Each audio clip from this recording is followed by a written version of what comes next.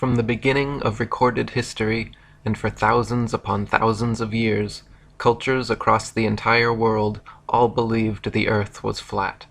Their various cosmologies and cosmogonies differed in slight ways, but their overall geographies and astronomies were incredibly consistent and in fact virtually identical.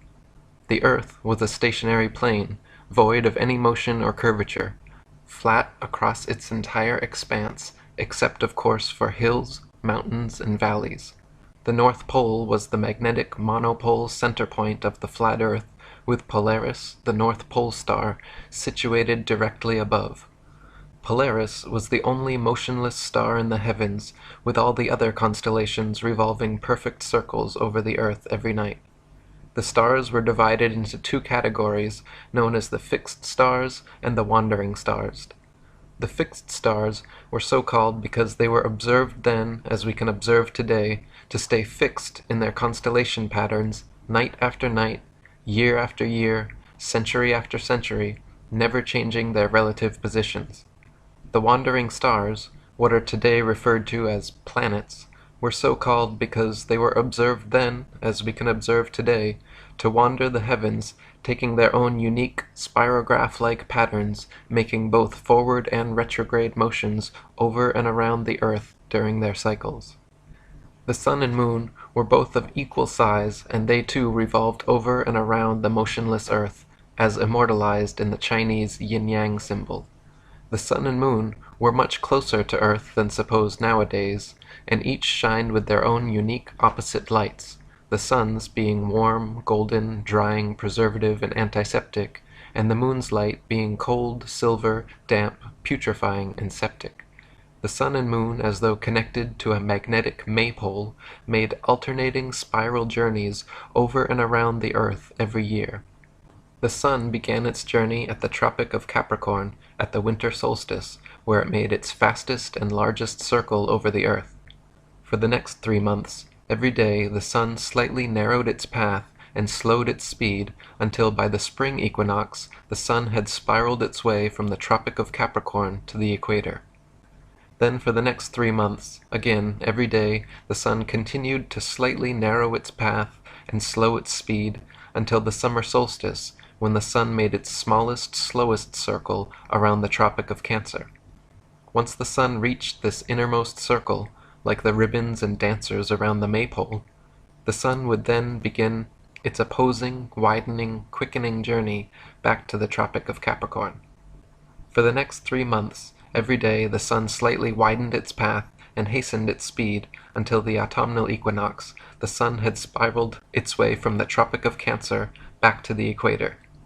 Then for the next 3 months again, every day the sun continued to slightly widen its path and hasten its speed until the winter solstice, when the sun made its largest, fastest circle around the Tropic of Capricorn, and the annual journey began again.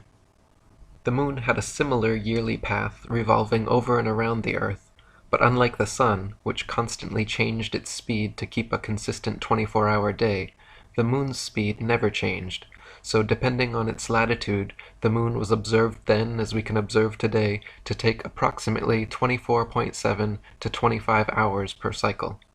This is why at different times and places during each month we can see the moon in the morning, afternoon, or night. This is also the origin of old fairy tales such as The Hare and the Hedgehog, or The Tortoise and the Hare.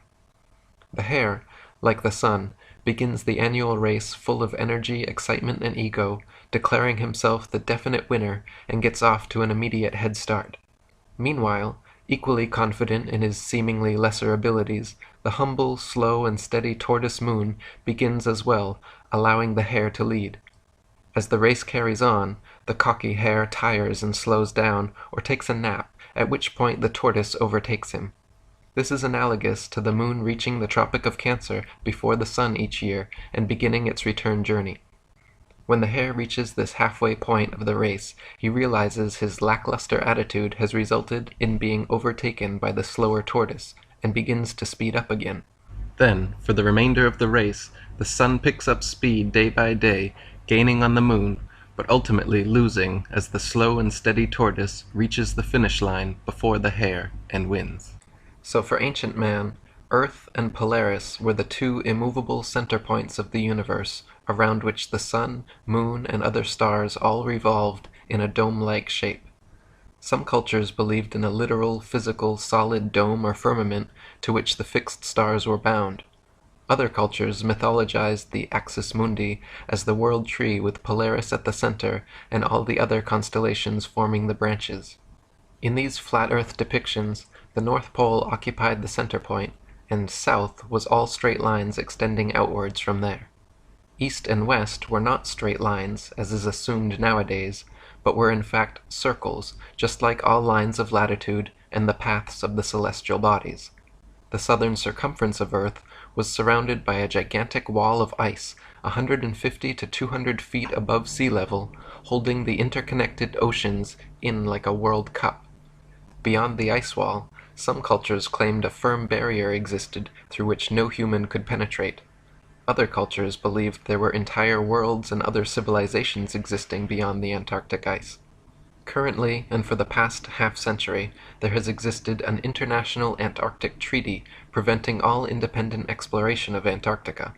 Pre-approved guided tours exist which take visitors to a few coastal regions of Antarctica, but no independent exploration of the continent is allowed.